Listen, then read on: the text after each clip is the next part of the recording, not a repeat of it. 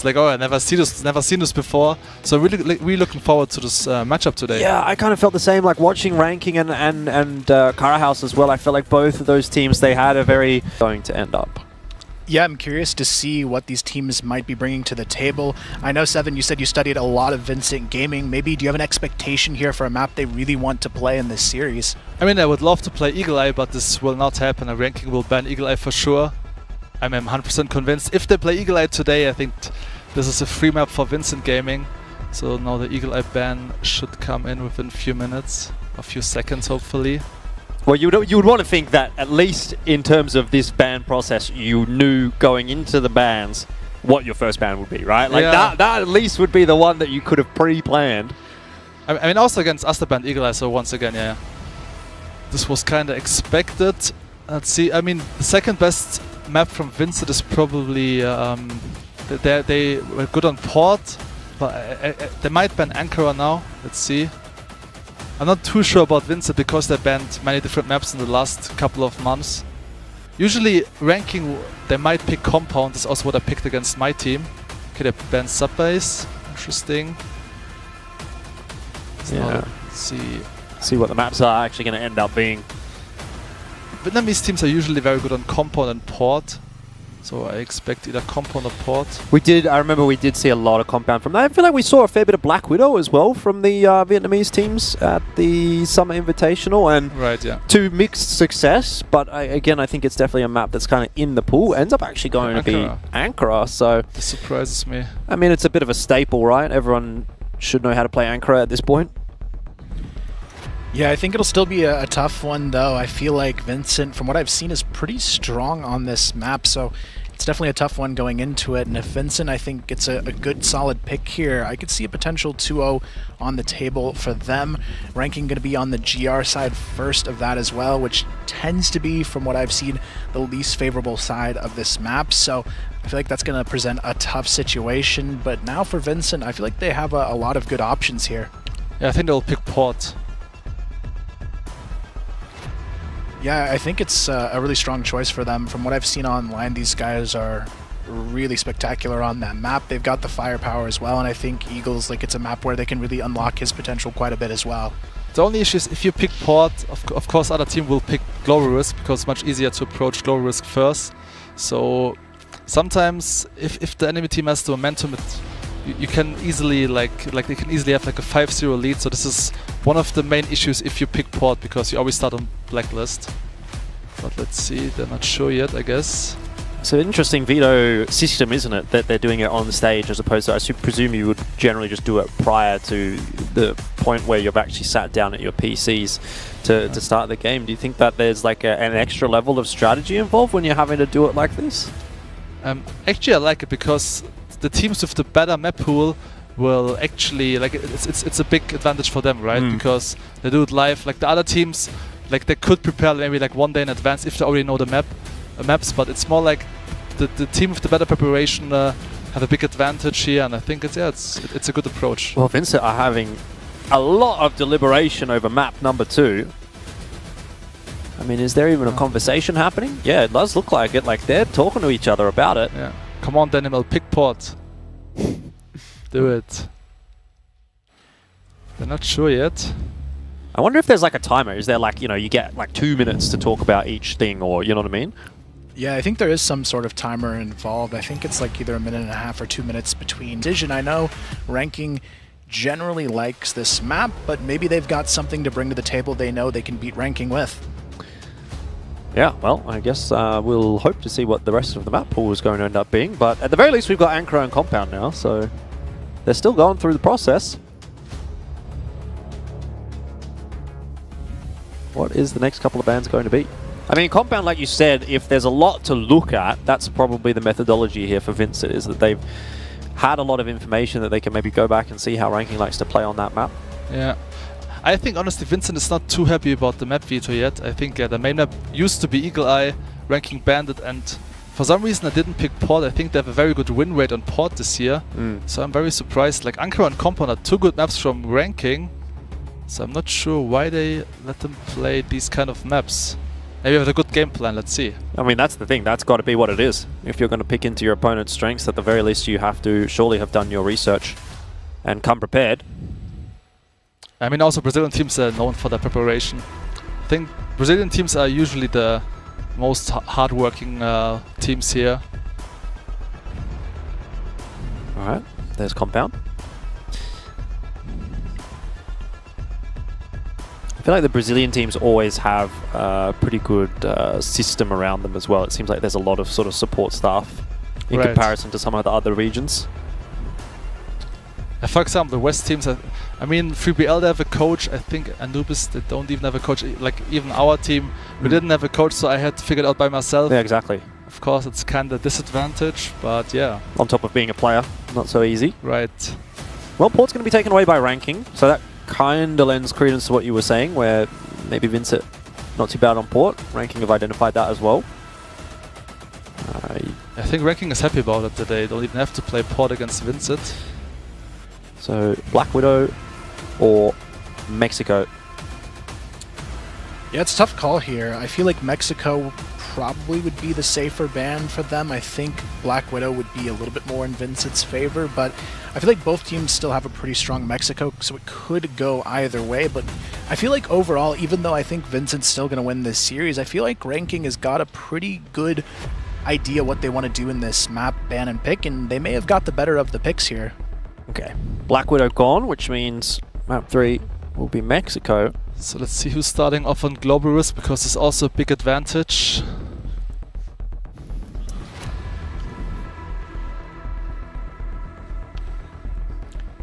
Yeah, I wonder if it's just a coin flip decider for sides on the final map, since you pick the opposition in the first two, but for map number 3, it's, I think, essentially a coin flip to decide who gets which side in that map 3 situation.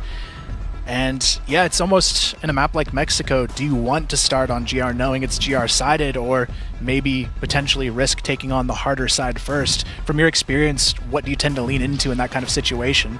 I mean, I would always start in GR, because it's way too risky to start in Blacklist, because like if the enemy team has momentum and they start off like a 5-0 lead, you know, like it feels horrible, especially if it's the last map, you know. So I would always start on Global Risk. Ranking GR side. Start. But usually Brazilian teams are very strong on Mexico. I remember that from the Summer Invitational. Was it Vasco took the map off of Baixa? Yeah. On Mexico? Yeah, Vasco is known as the best Mexico team in Brazil, that's for sure.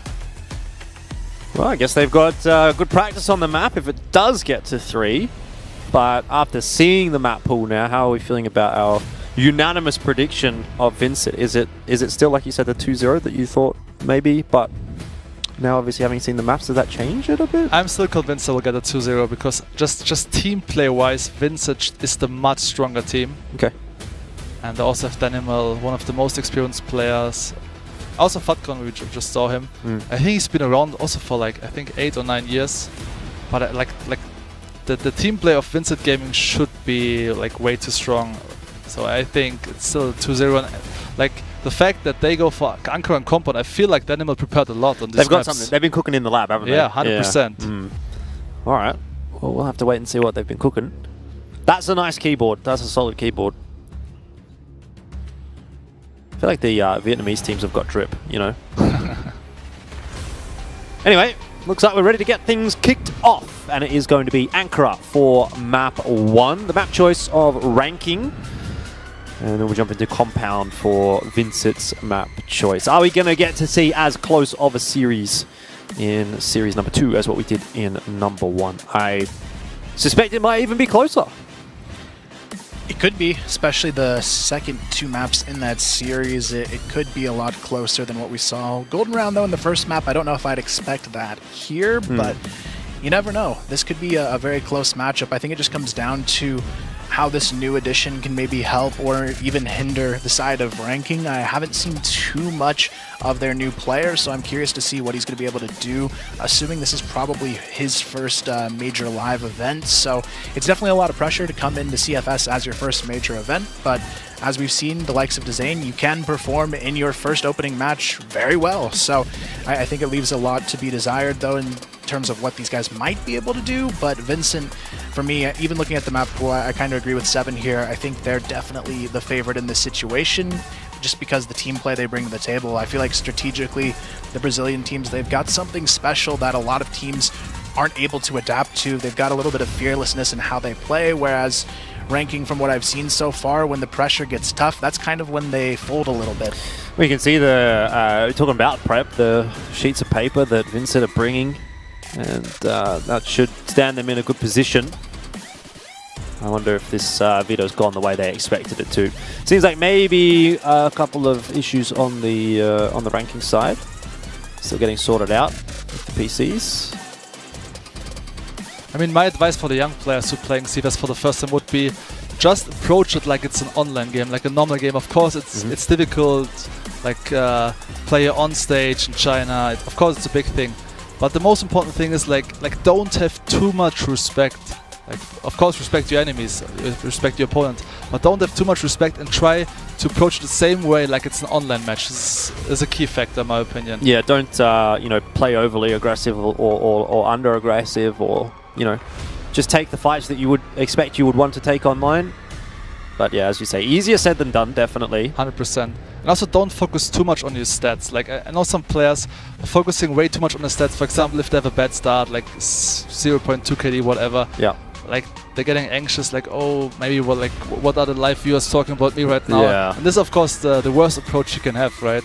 You have to play with confidence. Yeah. Team game as well. You might be 0.2 KD, but you're entry fragging and getting traded every single round, and that is kind of all you need to do if your mate behind you is having a good game. 100%, yeah.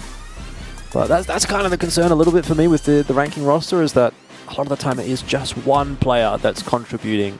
And I think one is not going to be enough here, especially on the biggest of stages. So you have to see them as a unit being able to have an impact when we do get onto Ankara at some point. Yeah, hopefully hopping in here soon. I guess while we're waiting, though, curious to get your guys' thoughts on, I guess, the rest of this group and how it might play out. I know a lot of people are looking at this as kind of like a wild card group, whereas you've got AG and Baisha and the other groups, a little bit more decisive leaders in that group. Who do you guys think is maybe going to be that front runner in this group? Is it going to be the Chinese team still and X-Rock, or do you see these guys, maybe putting up some stronger fights here? I mean, I always find it hard to go past any Chinese team, so I think I'll probably just throw my lot in with X-Rock personally. To me, that is the strongest region, and it has, on a consistent basis, been the strongest region as well. Like, I know there was a speed bump where the Brazilian teams did overtake for, again, a couple of years, but that was a very brief moment in the history of Crossfire Esports, and aside from that, it pretty much has been all the way of China, at least toward the top end. So I'll say I think it's definitely Chinese favored. But anyway, enough of that conversation, as I think it's time for us to get into game for game number 2 of the day. It is Vincit and ranking. And we'll be kicking things off on Ankara. A big opportunity for both these teams to put the front foot forward and start the way they'd like to in the Crossfire Stars 2023 Grand Final.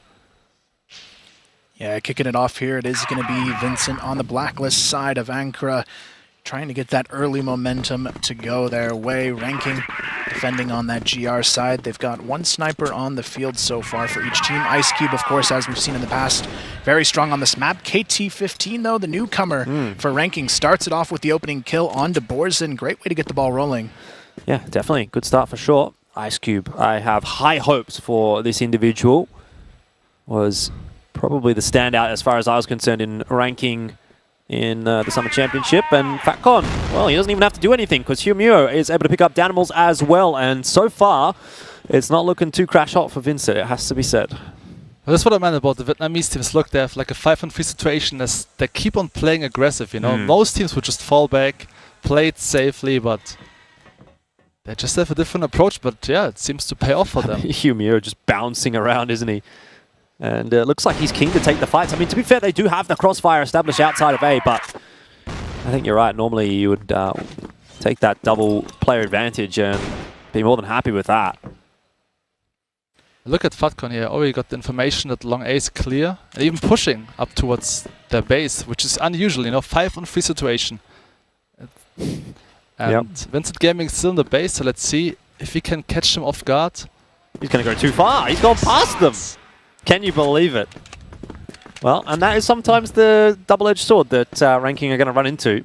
It's kind of in that conversation that we were having about how they played in Vietnam, Kyle, and it's not that they don't have sharp individuals, good individuals, but some of these decisions do sometimes blow up in their face.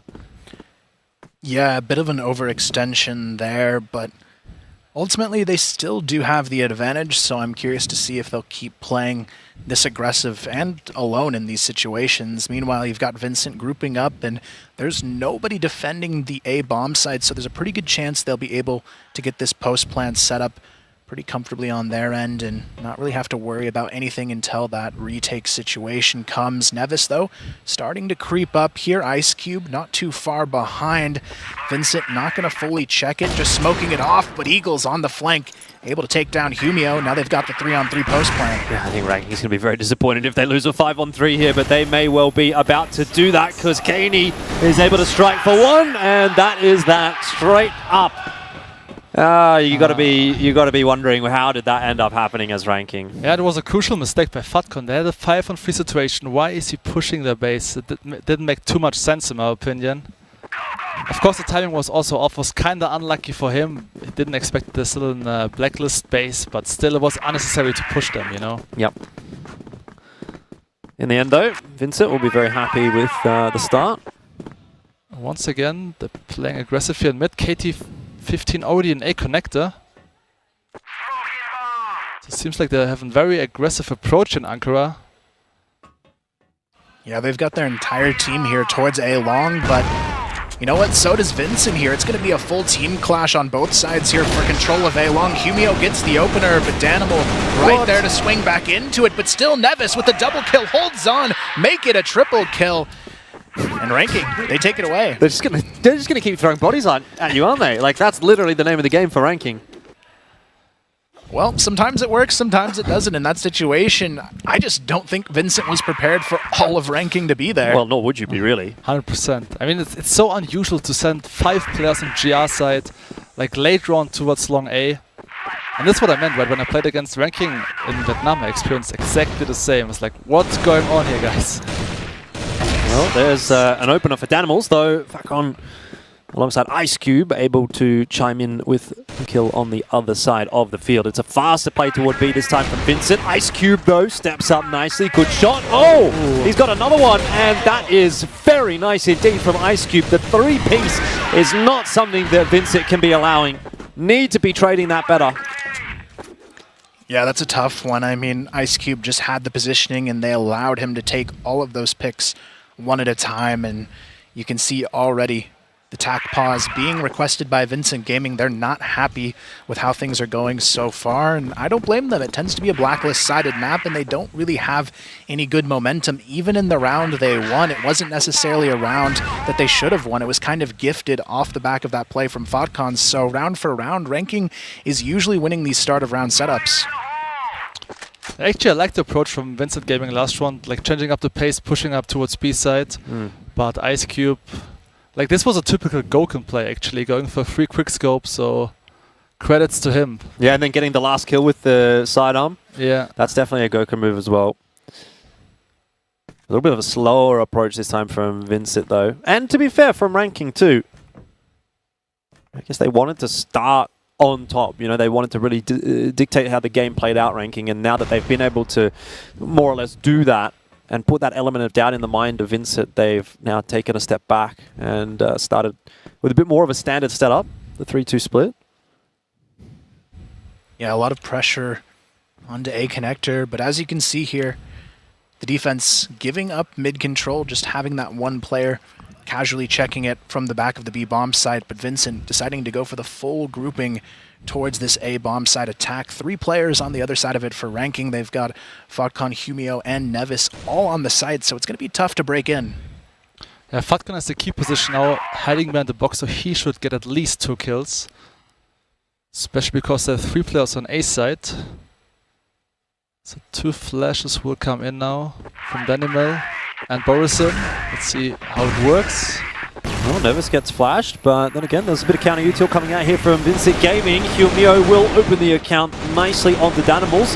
Trades are coming through quite nicely, though, in the end from Vincit Gaming, and that is a solid side hit. 4-on-1 for Ice Cube to negotiate, and I dare say that's probably going to be a meal too big. Yeah, perfect utility usage from Vincit Gaming. They threw 2 flashes. The timing was perfect because they threw 1 flash first and they waited like 1 or 2 more seconds for the second flash to make sure all the players are blind on A side. Now it's all on Ice Cube, 1-on-3 clutch situation, but it's almost impossible to retake A side. I don't even know if he's going to go for it at this point. Yeah, just, it seems like he's keeping just the going to KD. call it. Maybe a chance to talk through the next round here instead of going for it. And this is where Vincent, they've got their chance to get right back into the fight here. They tie it up 2-2 as the bomb goes off here. Eagle's just going to go down with it. And we are going to see a timeout coming out from Vincit Gaming. And I definitely think they still need to keep a little bit more composed, even though that last round did look pretty solid from them. I'm hoping we can see a little bit more of that because that was the first time it felt like they had a really strong, cohesive execution on their side attack. Yeah, I think Ranking once again will go for aggressive plays now because they played once now like very passive reserved on Glory Risk. Didn't work out at all because, you know, Vincit Gaming, they have perfect executes. If I would be the team captain now of Ranking, I would tell them, guys, the first 3 rounds basically worked out for us. Let's keep on playing aggressive. Let's surprise them because they didn't expect it. I guess if what you're saying is that the strength for Vincit is their executes and their team play, you kind of just want to disrupt that and throw a bit of a fox among the henhouse, make the rounds a little bit more chaotic and allow the individuals and the fundamentals maybe to come into play a little bit more for the ranking guys. Looks like as far as this timeout is concerned, it might be a little bit longer because there is a tech timeout here for Vincit now as well, which is unfortunate. We'll have to wait a little bit longer to get back into the game. But yeah, I mean, I think that would be not a bad approach for ranking, right? Take it down to the base level, we shoot better or you shoot better, and then whoever does that wins, rather than giving Vincit the space that they want to be able to set up these executes and these trades and etc. I think their plan should be to get at least 4 rounds of Glorious because I still feel like it's Blacklist sided Ankara. So if they get 4 rounds against Vincit Gaming, they really have the chance to close out this map, I think.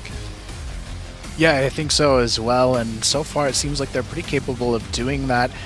My hope is that as things maybe get a little bit harder from them, that they don't have any fear in being that aggressive at the start of the round. Some teams, when things aren't going well, they tend to play a little bit too passive in these situations, so I'm hoping that doesn't happen to them because the aggression has worked really well for ranking so far. I think the only strong passive player I would probably note on the ranking side has been Ice Cube. He can hit those shots when he needs to, but the rest of this team, I feel like they almost need to play aggressive to have that chance to win it. But I am curious what Vincent is going to do coming out of this pause, because I feel like this is one of those moments where every team's going to play it really differently. Some of them will come out and do the exact same thing, but we saw other pauses, like earlier LCK came out and just did a 5-stack gamble after a pause on their end as well. So I guess coming out of a pause, what do you think is maybe the best strategy someone can bring to the table? Is it a curveball, or maybe just doing what you think is going to work best, even if that's just playing consistently? I think during a pause you should make a plan for the next 3 rounds, you know? Especially if you're planning to have like fast executes, it's much easier to prepare it in advance. And I think this should be the approach now. And like I said, I think ranking, they did really good job on the first 3 rounds, playing very aggressive. And I think they should keep on playing like that, like just keep it chaotic, because again, Vincit Gaming, the executes usually are always on point. When I practice against Vincit Gaming, it's so difficult to hold side against them because the flashes are always on point, the smoke is on point, even the nades are on point. So this would be my approach. Just keep on playing aggressive, going for info plays, sending Fatgon towards A connector, having Ice Cube in mid, like sniping towards their base. This would be definitely my approach now if I'm the IGL for ranking. Put the hand warmers out for ranking. Obviously Vietnam tends to be a little bit warmer than China, so they might be feeling it at the moment. Although it's pretty comfortable here in the studio, I would say. Big issues. Seems like GDSC has some issues. He's also been around for a long time. I think it's rare to have a player who played for 4 different teams at CFS. I think he played for Imperial, then obviously Vincit now. He played for Black Dragons, and he also played for... I think he played for Extensi last, if I'm not mistaken. So it's also rare to have like one player who played for 4 different teams, right, at CFS. Been around the block, that is for sure. But how many teams have you played for though? You were initially in Flipside. I was playing for Flipside from 2015 to 2018. Then I was playing for GV, but basically it was the same core roster. Team, yeah. So just different. We just changed the organization, but it was always the core was always usually FaZe, Creed, Snox, and me, and then we usually changed the 5th player.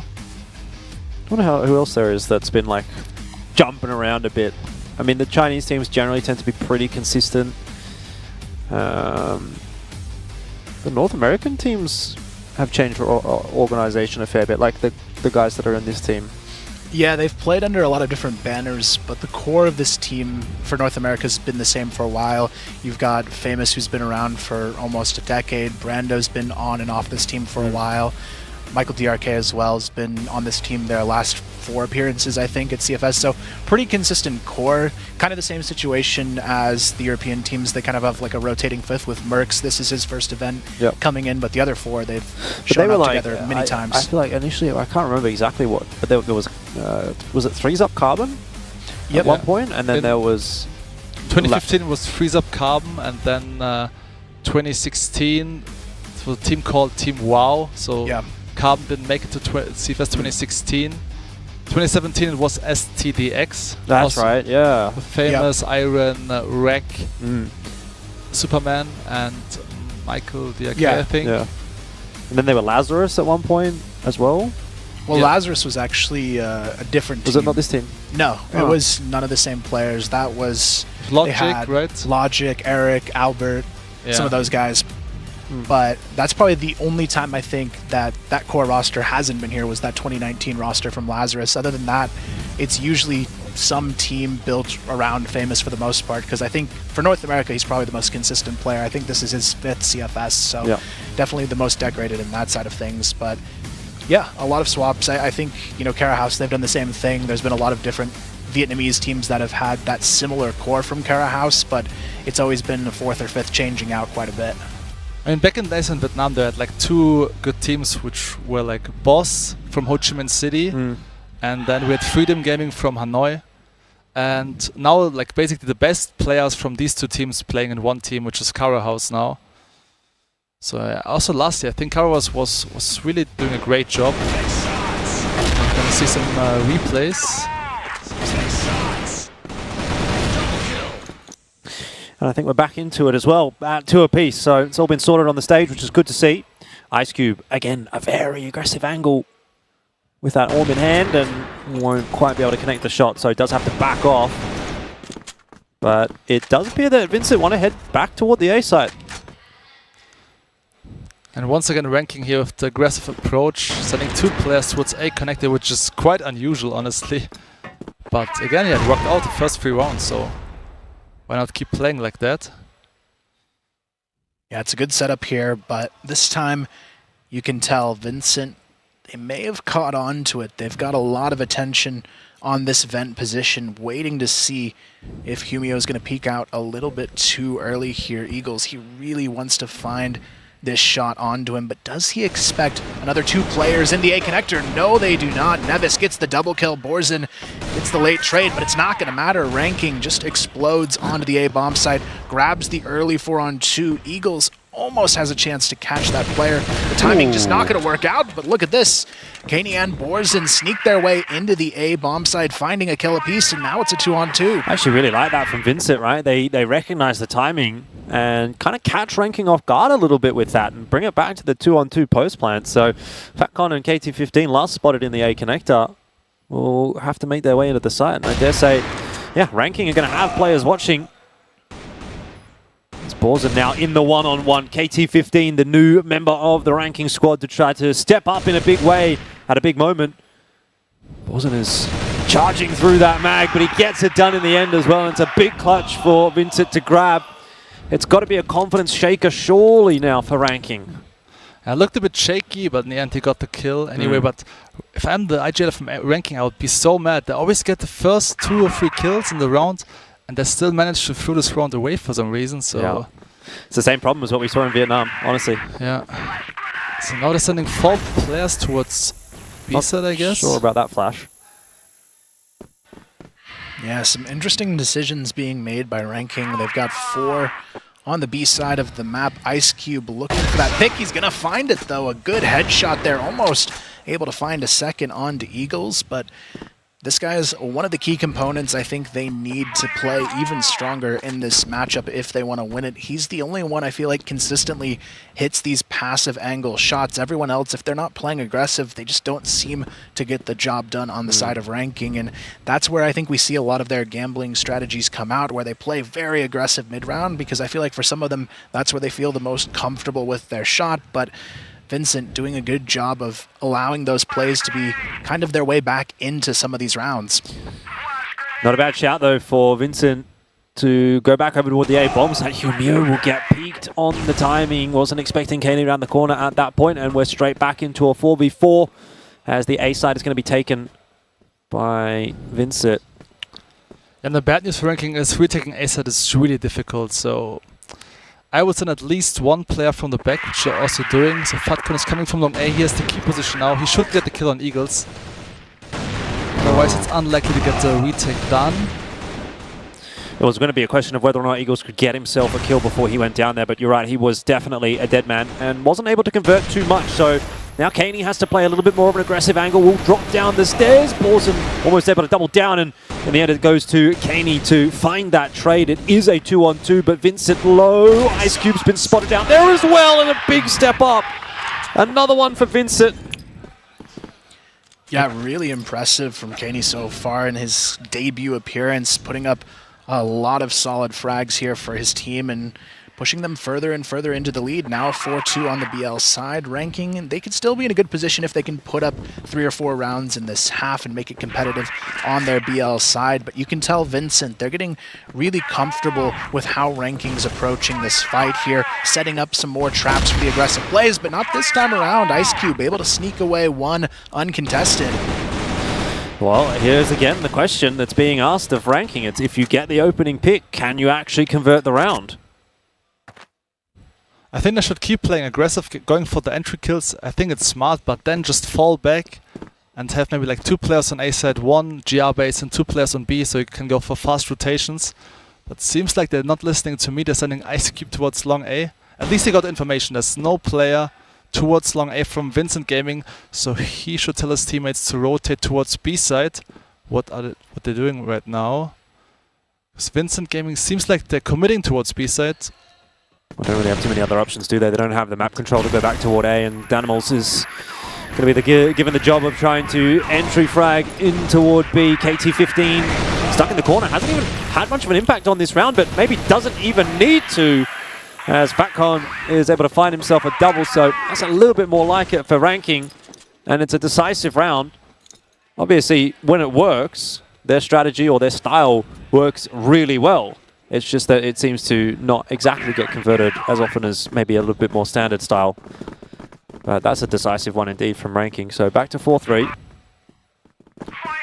Yeah, I mean, all in all, not too bad to be only down by 1 round on this side of the map for Ranking. Should put them in a pretty good position to maybe take this one back in the second half. We can see a lot of early pressure, though, in this round from Vincit Gaming towards the A bomb site. All 5 players. They've snuck 2 into the A connector now as well. Fatcon just kind of playing the jiggle peek on that window angle, but they are ready to challenge these A bomb site defenders. It's only Nevis and Humio, and they don't really have a whole lot of control on the upper site here. They just have Humio in the vent, and then Nevis playing the staircase angle underneath. Humio, nice one tap. is going to get rid of GDSC and needs to be traded down by Kaney, but that is not going to happen either. And the spacing not too great from Vincit, but in the end they do manage to trade it down. Still, it's not been an effective entry into the A bomb site. A little bit more of a dry contact that doesn't work out this time. And it will rebuild the confidence for Ranking winning these 2 rounds in a row. Yeah, really solid positioning there from Ranking, especially with the way they were able to lock it down with Humio on the vents. And now they've got a really good chance to tie this one up. Eagles would need a 1-on-4 to even think about grabbing it away. Not going to happen, though. There's the nice peek to get the job done. Now we're all tied up, so Ranking, all in all, I'd say things are looking pretty solid for them to close out this half and be in a really great position for the next half. Yeah, right. Great hold from Humeo. First, I was a little bit confused why they're letting Vincit going for the execute once again. Also having only 2 players on A side, because like if you don't play aggressive against Vincit, they will always go for executes because the flashes are on point. But for some reason, Humeo, he was even blind for like 2 seconds, I felt like, but he still got a 2-piece. So great hold from this guy. Look at the setup, sending 3 players towards long B, which is also quite unusual. And now I think they will even push to their base. Yeah, to me, this is kind of crazy. Borzen going to catch Fotcon very early on, and that could be all they need to just kind of push them off of this angle and force them into a more passive setup. But it's kind of that gamble they've been taking all along. They go for the early aggression. Sometimes it works. Sometimes it kind of backfires on them if Vincent Gaming is ready to respond. I think it's the right approach from Vincent Gaming, because they already experienced that Ranking was pushing quite a lot, even to their base. So it's smart to wait in their own base for the first 30 seconds or even 1 minute, because you already know that either Ice Cube will push towards long A or KT15 will push towards long B. So you got the information, you got the entry frag, and now all you have to do is execute together, group up. And this is what I seem to do now towards B side. Yeah, a couple of players there to defend for Ranking. But Vincent are being very patient. Danimal just faked A side. Alongside the timing was pretty good. KT15 is able to at least find 1 trade, but is going to need to do a lot more than that and cannot find the angle. It'll be Vincent straight into the site, and they'll be getting the plant down pretty comfortably. Not sure I'm back in a 2-on-4 retake here. KT15 and Humio to try to salvage that one. And it's Kaney and GDSC to finish off the final round of the half. 5-4. Not a bad shout for both teams. There'll be enough to play with getting into the second half. I mean, decent half from Ranking Esports, but I felt like it could have been a 6-3 for them, you know? Like 3 rounds in a row, they got the entry kills, and they kept on pushing Fatcon to the base, Ice Cube as well. So I felt like they threw at least 2 rounds away in the first half. But again, it's Blacklist-sided, so maybe I think we have a high potential here to see an overtime. Yeah, I think so as well, especially with the scoreline we've had in the first half. Ranking, though, it just goes back to what I was saying earlier about what they did in the Summer Championship in Vietnam. It seems like they get 8 rounds and then they just can't handle the pressure of closing it out, and it honestly wouldn't surprise me if we see Vincent pull a 10-8 here in this first map with how things have been going. But I do like the approach difference on the GR side coming out from Vincent Gaming. They're not going for those aggressive early plays. It's more of a core 2-2-1 or 2-1-2 setup that they're going for in these early round situations. And I think for them, it's going to work a lot better to catch these players off guard, because Ranking, when they have to go for that structured play, that seems to be their kind of weakness in this matchup. So seems like we're gonna see an executed towards tunnels. I'm curious if Eagles, like after getting the first trick, he should instantly fall back, otherwise, never mind. No chance. Ice Cube picking up with an insane quick scope. Oh, it's very standard, I guess, for Ice Cube. He's such a individual that can do that kind of thing, and that's going to give the site over to Ranking, but not before Ice Cube does actually end up going down. Good peek from GDSC, and straight back into the swing of things. Vincit are not wasting any time on this retake, which is good, because there is a flank coming in from behind Borzen and Danimals. Kaney still trying to clutch this one out in the one-on-one. Nevis has been spotted, but will win the duel. Yeah, another close call, though, down to the 1v1. They almost let it slip, even though they had a pretty big advantage in that round on the side of ranking. But a lot of that came down to just that initial execution. IceCube hits that first pick and makes it so much easier to get control over that B bomb site.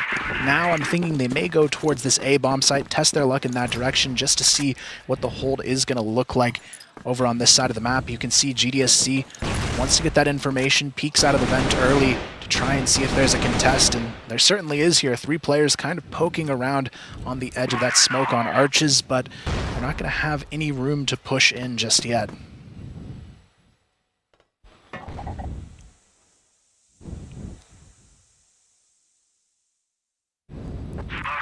The ranking with a very reserved setup here at Blacklist, just clearing a connector and making sure that Vincit doesn't play aggressive, but usually Vincit Gaming, they really rely on the setups on GR, so they usually play very passive as well. But IceCube once again with the entry frag. This guy is doing a great job today. It's pretty insane. Because on Blacklist, it's the toughest part on Blacklist is getting the entry kills, so massive stuff from this guy. Yeah, now you can see the defense is pretty spread thin. They're going to go ahead and leave only that one player on the A-bomb site in the vents. It's going to be GDSC kind of playing that solo for now. A lot of the other efforts towards that mid and B hold, and they do have the right idea on the side of Vincit Gaming. They know what's coming, but they don't really have the numbers to work with. Nevis, though, on the other side of the map, trying to throw a little bit of a fake over towards A, but Borzen, he's got to hang on here, finds himself one. Kaney finds the other. Danimal slides in to help, and just like that, Vincit Gaming, they've got the control they needed in this round. IceCube still alive. He causes a little bit of trouble down there in the lower tunnels, but look at the flank from GDSC, the timing perfect, and now they've got the bomb and a 2v1. Yeah, but that said, Nevis has been pretty solid so far, 12-6. He's been looking sharp, and just doesn't quite manage to land it onto Kaney, and so another round goes the way of Vincit. This is a very tight affair, very back and forth. That's what I meant, like great setup from Danimal alongside Boris here on B side with good flashes, delaying this execute. And yeah, even though it was a 4-5 situation, it felt like, yeah, it was a good hold from Vincit Gaming, even though they were down the numbers. So great start, great stuff from Danimal. Yeah, really good round, especially, I mean, this is another situation like we saw in our first match of the day. I mean, Kaney debut appearance, he's 15-8 so far, over 100 ADR, really putting in that impact for Vincit Gaming in these rounds. Ranking starting to feel that pressure, but the shotguns have come out to play here. Borzen going to be using it in that vent position, trying to catch somebody peeking up on that corner. Ranking, though, they're not going to go into it just yet, sending 3 players back into A connector for that mid control on the position. It's going to be Kaney, the only player really holding it, playing on that B bridge position, waiting to see if they're going to push through, but I like the change up here from Vincit Gaming. Not playing overly aggressive, but they aren't afraid to be a little bit more forward in this round to grab that information for their team. And for some reason, I really like to push tunnels, Ranking Gaming. I think they really rely on IceCube here going for the entry frag once again. Then will spot him in a few seconds. Which is the case now, going for the flash, delaying this execute. Well, as much as possible, but Ranking obviously starting to make their way in onto the site, so he really does need a little bit of help. The rotation should be coming across at this point, but just not there quickly enough, and the smoke is kind of keeping Vincit at bay for now. Eagles nicely timed on the peak to catch IceCube. It brings it back to the 4-on-4, but for a moment, because KT15 is in there striking as well, and they've just got to keep fighting their way in. Vincit Gaming will slow down for a moment, but here comes Kaney with the rifle, and presumably Eagles will just hold the line with the orb and make sure no peek comes through from the site. Good shot initially. Kaney can't quite double down, but Eagles is still here, still fighting, and he's up against Hiomio in a 1-on-1. Hiomio down to about half HP. The pistol is out for Eagles, and he finds the player as well. Defuse is on just in time, and Vincit Gaming sound very happy with that. Great clutch from Eagles, yeah, insane job. But I felt like Daniel was kinda disappointed because he was waiting patiently for support. But like you said, didn't come. The smoke was key in front of GR basically. They couldn't even support him there. Because he didn't move behind this box, which is waiting for some support to come over, but yeah, didn't happen. But still, great clutch from Eagles. That's what I want to see, right? Like last year, again, when he was playing for Extensi, I felt like he was kind of inconsistent. Now finally stepping up to the plate, already having 12 kills on the board. Yeah, I mean, at this point, it seems like Vincent, they're getting more and more confident here. Danimal's still not having the best of games compared to the rest of his team, but with how Kenny, Eagles, and Borzen have been playing throughout this second half so far, things are looking good. They're holding on and making the plays when they need to. This round, though, Ranking's putting a lot of early pressure into Vents. That nade almost getting really good timing from GDSC. You can tell, even on the GR side, their utility is just really well prepared. Well, smoke to main. Interesting positioning from GDSC, playing super aggressive here from this angle. Let's see how it goes. Yeah, it always feels like a bit of a one and done. We'll see what he can get done here. The flashes are not going to land. In fact, there aren't really any that are targeting GDSC, so he's able to double down, and Borzen as well gets himself a two-piece. It's just Ice Cube left alive against 4. Borzen wants to get it done solo, does take the one-on-one, but Eagles is there to finish it off, and slowly but surely the Vincit side getting a bit louder. But I can't believe that GDSC was not blind. This was definitely a mistake by Ranking Gaming. This is the easiest position to flash, you know? Like, he was completely open, holding a super aggressive angle, getting, of course, easy 2 kills because he was not blind. This shouldn't have happened. If I'm the IGL from Ranking, I would be totally mad now. You tell him, let him know. Call it tech pause, tack pause even. Well, it looks like Vincent are going to try to take a leaf out of Ranking's book, and it's worked out perfectly, actually. Eagles and GDSC being able to pick up 1 or 2, then Caney and Eagles for another. So it seems that anything Ranking can do, maybe Vincent can do better. Yeah, right now it's not looking too good for them, facing a potential map point unless Ice Cube can pull off a 1v4, but that's a good start. Takes down Eagles in the 1v1, but the C4 is still completely out of his hands and being held there by Caney and GDSC. So it's going to be tough to get back through here. You've got another player just sitting in spawn waiting for him. Borzen ready to go, gets it done, and it will be a timeout. And it could be a little bit too little too late at this point. I mean, they're already on map point. You've got to think it's just a matter of time before Vincent is going to find a way to get that final round. And that's what I was going to say. I feel like this is just a bit too late. If you leave it to the very last round, like, sure, you can come up with the best strats, the best ideas, whatever adaptations, but end of the day, you know, maybe something just goes wrong in one round, and then that's the map done. Yeah, it feels kind of too late. I think especially Danimal is happy because, I mean, he's not even really on the board. I think he only got like 3 kills, but his team is still leading like 9-5, and this is what you also want to see as a team leader, right? You can really rely on your teammates stepping up to the plate, even some players playing CFS for the first time. So yeah, it's still a good start for Vincent Gaming. Of course, like the first couple of rounds were kind of shaky, but I feel like now the expected thing is happening. 9-5 lead. Yep. 35 seconds left for them to have a bit of a chat. Ranking Esports. I don't know, is it the same kind of a problem cropping up as what we saw in Vietnam, right? Ice Cube's had a couple of pretty sick rounds. Nevis is doing really well as well. But something's just not coming together. It's not as if the individuals aren't there and firing. But I don't know. Anyway, quick shout out. You can see the Alienware logo there on the monitor. Give a nice shout out to Alienware for supporting CFS 2023 with all of the devices, which is good. Love their support and their assistance in making this all possible. A little quick replay there from Vincent with that push out on the A side of the map. It was quite a nice one. And 9-5, so map point for Vincent here.